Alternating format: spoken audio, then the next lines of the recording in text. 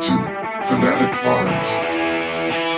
Hey guys, welcome back to another Fanatic Farms video. The other day I did a poll of what toy I should review next, and this was the winner. It was this a bootleg version of Voltron, the Lion Force or Leo Force, whatever it's called, a Batman Forever figure, or Brunt from Robotics, which also I got today, and it's missing pieces, so thankfully I don't have to review that one. So what we're reviewing today is Mask's Rhino from 1985. And yeah, this came out the year I was born, so this isn't my childhood toy. I picked this up on eBay a few years back, and I will say it was in rough condition then because it was cheap. It's still in rough condition, but straight off the bat, let's have a look at the box, shall we? Because this thing is beautiful. Let me scroll my notes down. But this box, right, we'll go this side. This box is just a work of art. I absolutely love the rendition, well, the artist drawing of the Rhino. I wish I was alive, but I wish I was old enough to have got this when it first came out and appreciate how gorgeous this box art is. And you know what? I kind of like the Rhino in the purple color as well, not the burgundy one that we've got now, but the actual purple color. I think that looks really cool, but then purple is generally keeping with villain colors, so Venom, so I can see where they went. And it says it includes a comic book and a poster as well. The comic book I found out is called The Flaming Beginning Part 1. And basically it's Matt Tracker and Bruce Santo, whatever his name is, using Rhino to go up against Miles Mayhem and Switchblade. That's the beginning of it, pretty much, and then it carries on with all the other comics. And the poster is here as well. That's a picture of the poster, and on the back of it, it's just products, well, photos of the other products in the line. But yeah, like I say, I really do wish I was old enough to be part of this toy line when it first came out, not having to try and get it back when I was in my early 20s. And to be honest, the only reason I really got it then was I had the Transformers the movie 2007 Optimus Prime, which again is a Kenworth truck, and I thought they'd look cool together, and you know what, they did. And if I was a smart man, I would have got out my Optimus Prime, but I'm not a smart man. So the back of the box as well, and well, before I even go to the back, all around the edge of this box is just literal pictures and snippets of what this toy can do and all its play features and stuff like that. But on the back we do have, where is it on my notes? Is the product shot. Sorry, I finally got it. Showing Rhino in its command-based configuration with the little ATV truck at the car that comes with it as well. And all around it, it points out all the different play features that you've got. But what I do kind of like as well, when it comes to Matt and Bruce Sato, what they've written there made me chuckle. It's the fact they use the word pretend. So the Bruce one says, Bruce Sato of Mask with lifter mask to pretend fire anti-gravity beam. And for Matt Trackers, it's Matt Tracker, the heroic leader of Mask, with ultra flash mask that pretends to disorientate with a blinding flash of light. You don't get that written on toy boxes anymore. You don't get pretend. So you, like, this is implying you have to use your imagination. And then for the little blurb that's written on there, it says, join Mask Mobile Armored Strike Command, where original vehicles and men become an awesome fighting team to wage battle against Venom, the vicious evil network of mayhem. Mask, where illusion is the ultimate weapon. Now, I remember watching a couple episodes of Mask as a kid. I like back when I was a bit older, and I reruns on VHS and stuff like that.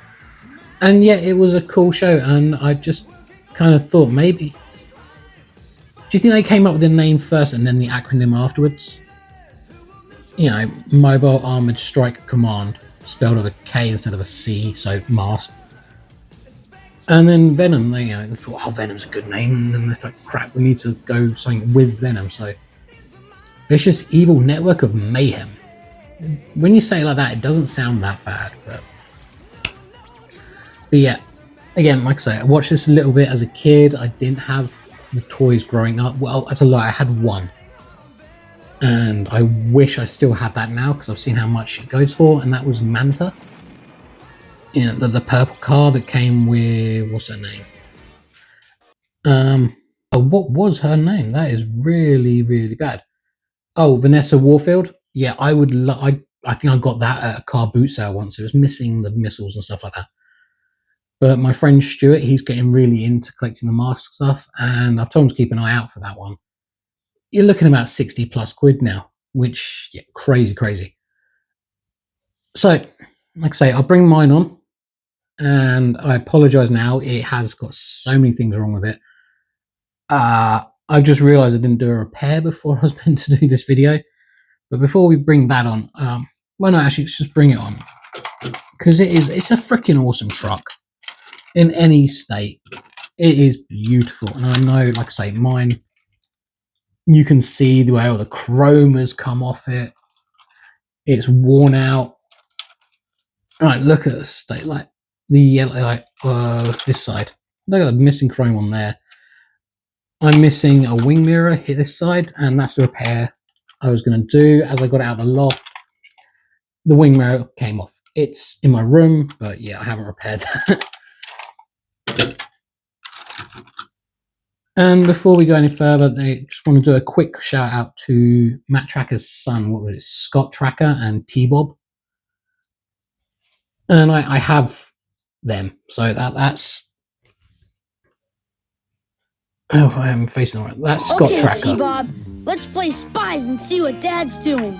And then T-Bob, who looks nothing like the show. T-Bob had legs, not wheels, and his arms don't do anything. His head does rotate, which is nice. And Scott, he can bend at the legs. The arms can rotate at the shoulder, and the head does 360. And what I do like about the mask toys, excuse me, is they are sculpted faces, but never any paint detail.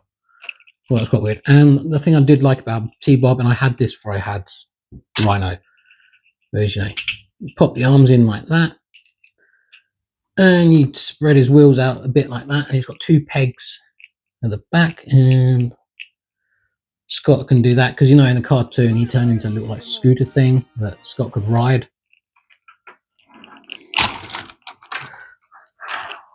And yeah, so that was my very. I did have this one as a kid. I think it's because it's more transformed. My parents bought it for me. But yeah, so that's T-Bob and Scott, and then with Rhino, you got Matt Tracker, who was the leader of the mask unit, and Bruce Sato. Come in, Bruce. And there was Alex as well, the guy with the ginger beard. In my head, it was always Bruce and Alex that were in Rhino, and then Matt was in Condor. Is it Condor? Oh no, I probably got that wrong, but yeah, let's do Matt. My name is Tracker. So that's Matt with Tracker. The Ultra Flasher mask, and that sounds dodgy as hell, doesn't it? Like, you really think you should try and rename that, and then take his mask off, and that's what he looks like underneath. And doing research for this, I didn't realize there's actually smaller mask versions, which are apparently really rare, where they don't have this bit. It's literally just the mask helmet. So that's kind of cool. And then Bruce Sato, and then take his mask off. Well, the lifter mask, sorry. But they're really cool figures, and articulation wise, bend at the knees and rotation of the arms at the shoulder, and again, head can do 360. That is it. But they are quite cool little minifigures. What is it? 2 3/4 inch figures. I think they're scaled at. I'm not too sure. So this thing, it's dirty, it's grubby, it's been played with. You know, I pretty much is in the same state I got it. And I know people are like, oh my god, that's horrendous. How to state of it? I kind of like the fact that it has all these issues with it. I don't know why. It just makes it feel more what's the word? More loved than having it in pristine condition. I know it looks better in pristine, but at least in like this condition, you know it was played with. You know it brought joy to whoever owned this before I did. And I kind of like that. It's weird as it sounds, but I kind of like it. But as we say, this is it. This is Rhino. And it is a freaking gorgeous truck. And I will say, I did have the wind deflector / radar. But between moving from my old house 7 years ago to moving to here, it gone. So I had no idea where that's disappeared to. So that really did bug me, because that was pretty much, I had a complete Rhino. But yeah, I freaking love it. So on the back here, we have these two, which are meant to be chrome, but they're now faded buttons. You push the left-hand one, and push. Out comes the battering ram bumper. Do that again from this way. Bam. And the spring is still really good on that. And on the other one, let's put Matt in the seat. Okay, so say, you know, Bruce is driving along and he gets hijacked. Oh, for the love of me, I cannot remember the names of the villains in the show, apart from Miles Mayhem. But, okay, say Miles somehow gets in the Rhino. The right-hand button, you push it, and it's an ejector seat. It flies out. Push that. Yeah, that's quite dirty. It has an ejector seat. All right, the other features on this thing, and you know, I love it. I really do. I spoke about the ATV, which is this little bit. The whole back wheels come off. The hitching gear panel comes up, which is a bulletproof shield. And what you do is you stick your figure in, and it drives around. These are, what are they called? Vibration cannons. And the fact that this thing has dual suspension, you know, that's kind of cool. And the mud flaps. So yeah, this all-terrain vehicle, heavy armored. Well, it's not even heavy armored. All it is this bit here is a bulletproof shield, apparently. That. So you've got Matt in that one. Let's put him to the side there, and let's have him chasing after Scott. So now we're left with, you know, this, and then what you do is you pull this section back, the sleeper cabin, open at the top, and like I say, the wind deflector up here should turn around and become a radar. Drop the ramp, and look what we've got inside. We've got a little computer terminal where the stickers are still there, and this honking great big rocket launcher. And on the back here we have this little switch which fires the big old rocket. Where'd that go? There it is. And it's quite a chunky thing.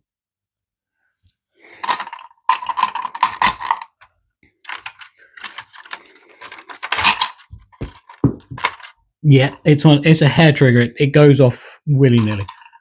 But, you know, you can stand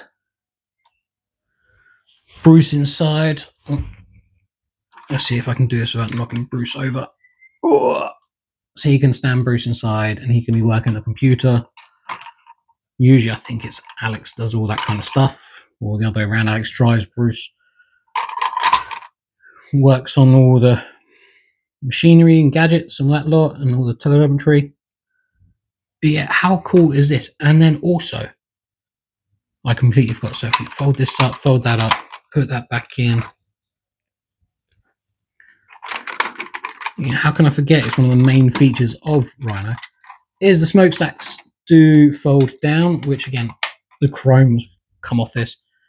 Smokestacks fold down like so, and they become laser cannons, which I think is freaking epic as well. And then with that open, yeah, it was just such an awesome thing. This was like the biggest vehicle set you could get in the toy line. You know, obviously Boulder Hill was the biggest toy to come out as Series 1, and then there's another truck, I believe, in Series Wave 2. Say Series 2, Wave 2. But for vehicles, this was the biggest, and it was Switchblade, and then, you know, Condor maybe. Yeah, I really should have remembered some of the other vehicles and that lot in the line, but seriously, I just love this thing, and I wish I had it on display. I really do. I know, like, people are going to be moaning and complaining, saying how filthy it is and dirty and worn out, and there are so many nicer variants of this toy out there. But I love it. The way it is, I absolutely love it. It's just one of those ones that's like reminds me of my childhood. So, like I say, didn't have this growing up, but just this how my toys looked back in the day when I used to play with them in the garden. You know, going through all the dirt and all that lot. It was played with, it was loved, and that's how toys should be, not just sitting there in a display case, pristine. They need to be played with. They deserve to be played with. And this, yeah, I absolutely love it. So yeah, guys, this has been a really, really quick, well, not really quick, but a quick-ish look at a really awesome freaking toy that deserves so much love. And Scott, you're not going to stand, are you? Oh, there you are. But yeah, this is the Mask Rhino vehicle from Kenner, I believe it was as well. So yeah, have a good one, guys, and I'll see you in the next video. Take it easy. Bye.